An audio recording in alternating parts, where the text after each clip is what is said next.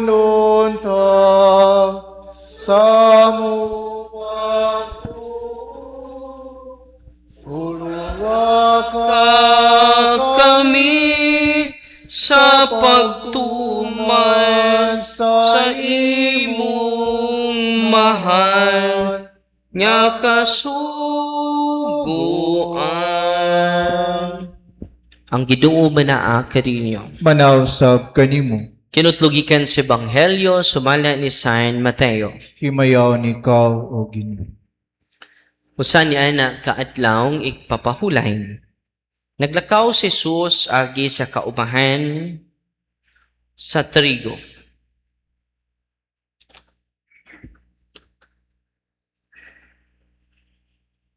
Si Jesus may pauli sa lungsod nga iyang gipuy-an. Nagtudlo siya dito sa ilang sinaguga o datingala ang nakadungog kaniya. Diin man niya kuhaa kining kinaadmana.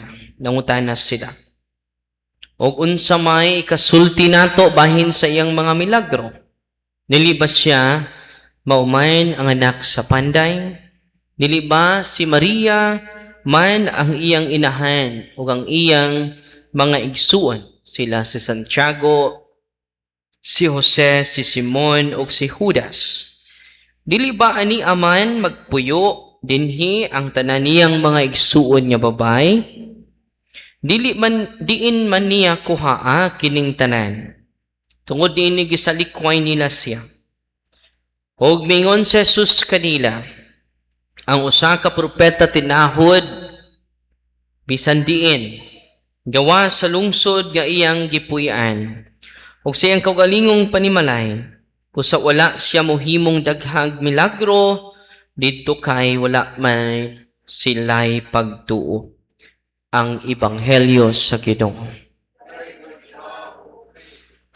Please be seated and let us reflect the gospel. So ngayon reflect tayo base sa reflection din ni Saint Hilary of Poitiers sa taong 310 sa Ebanghelyo ngayon. Ito yung sinabi niya, Saint Hilary, literal na sinabi niya, familiarity became an obstacle of faith.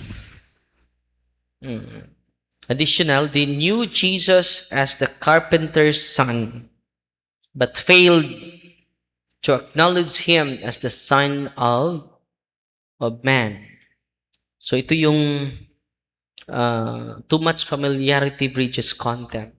Ma-relate natin yan sa Ebanghelyo ngayon. Saint Hilary teaches that people of Nazareth, di ba? Jesus of Nazareth. No? So bumalik siya sa Nazareth kung saan siya naisilang. Judge Christ according to his human appearance rather than recognizing his divine identity. So ito yung tatlo na importante na reflection ni Saint Hilary.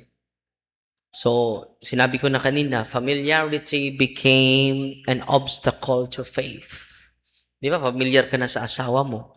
Familiar ka na sa husband mo. Nung una, excited kayo magkikita. Ngayon, nawala na ang excitement. Familiarity become an obstacle also for your intimacy. Amen? So ngayon, i-connect natin sa pamilya natin. No? Kung pupunta tayo sa sa lugar, excited yung mga tao makakita ni Brad Sherwin. Excited yung mga tao makakita ni Brad Rulan. Lalong excited yung mga tao makakita si Nanay Alvina. Pero ordinaryo lang si Nanay sa atin. Pero sikat na sikat yan sa USA. Unahan sa Agura. USA. So familiarity become an obstacle of our intimacy. Di ba? Familiar na tayo sa isa't isa. At dahil dan, wala na tayong respeto. Mm.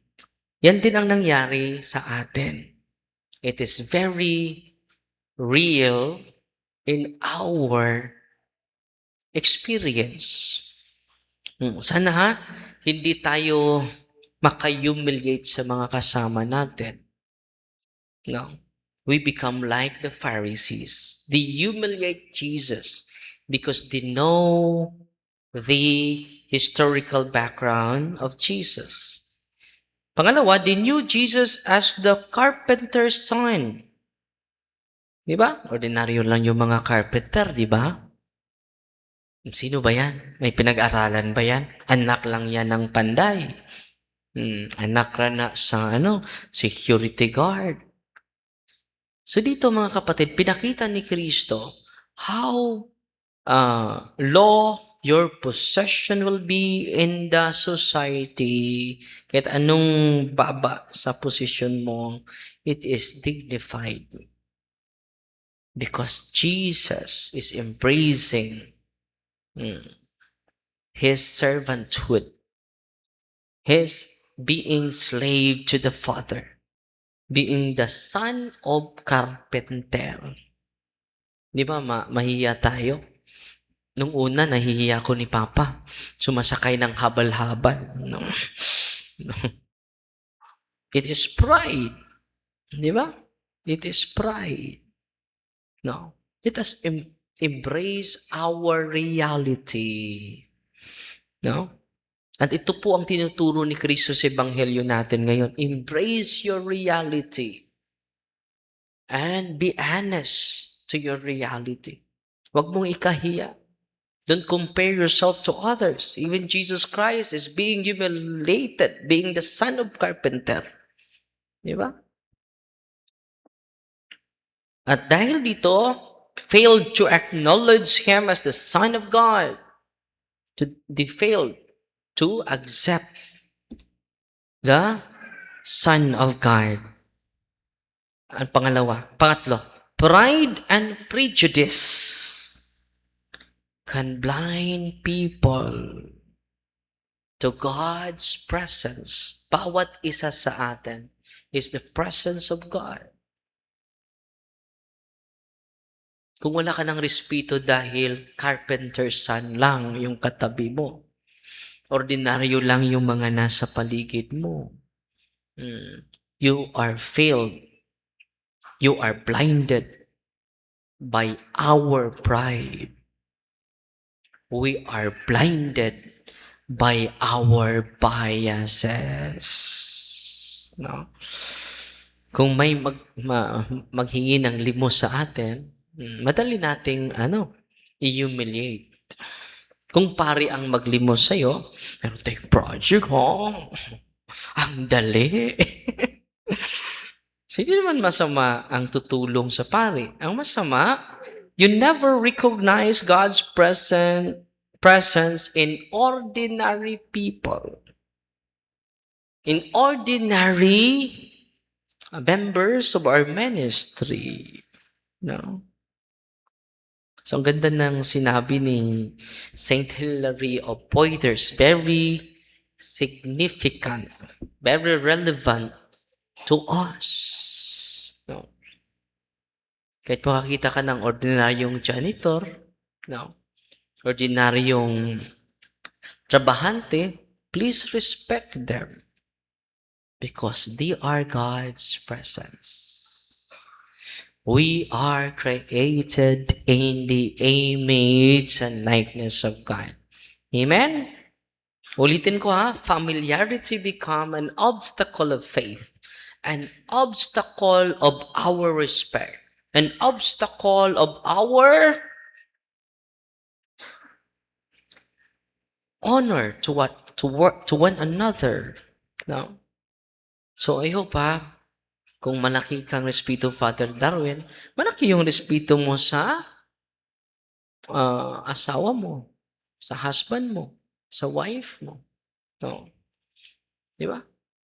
At sa isa't isa natin, I hope let us increase our respect, let us increase our love, Let us increase our compassion, no longer pride, no longer biases, no longer prejudices. Because pride and prejudices and biases blinded not only you, but will blind also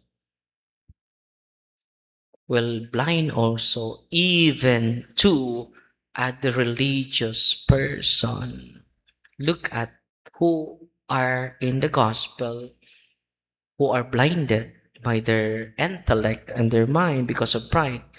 Religious leaders of Jewish church.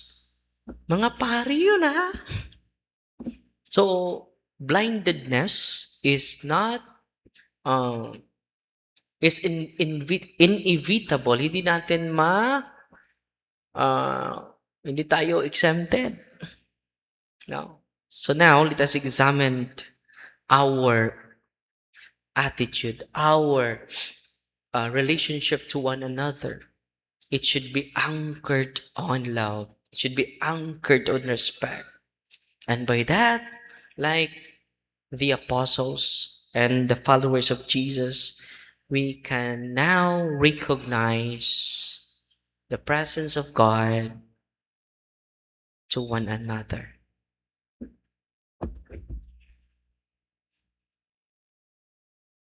Palihog manindog. O kasing ni